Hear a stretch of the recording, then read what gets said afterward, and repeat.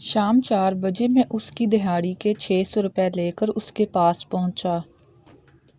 میں نے دور کھڑے ہو کر آواز دی، انکل، ٹائم پورا ہو گیا ہے۔ اس نے نظریں اٹھا کر میری طرف دیکھا۔ اس شدید سردی میں بھی اس کے چہرے سے پسینے کی بوندیں ٹپک رہی تھی۔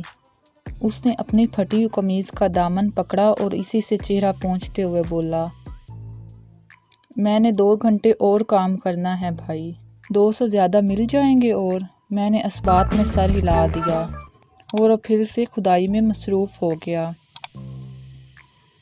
جب میں گھر لوٹا تو بھیا سے اس بات کا تذکرہ کیا تو انہوں نے 200 روپے تھما دیے اور کہا 800 دے دو اور گھر بھیج دو۔ میں نے 800 روپے اسے دیے اور کام چھوڑ دینے کو کہا، جس پر وہ بامشکل راضی ہو گیا اور ایک طرف چلا گیا۔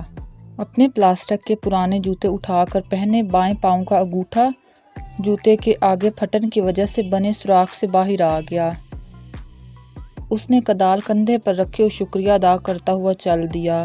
اس کے چہرے پر تھکاوٹ کے باوجود فاتحانہ چمک سی تھی، جس نے مجھے تجسس میں ڈال دی اور اس نے نیچے دیکھا، کچھ سوچا اور زیر لب مسکرایا، جس نے میرے تجسس میں اور اضافہ کر دیا۔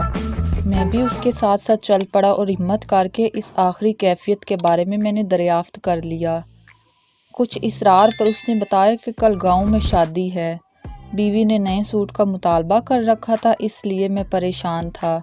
الحمدللہ اب پیسے پورے ہو گئے ہیں، دکان سے جاتے ہوئے اپنی بیوی کے لیے سوٹ لے جاؤں گا۔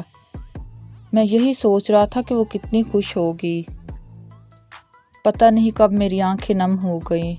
میں نے اسے الوداع کیا اور یہ سوچتا ہوا گھر کی طرف لوٹ آیا کہ کاش ہمیشہ ناشکری کرنے والی عورت کبھی مرد کے جذبات کو بھی سمجھ پاتی۔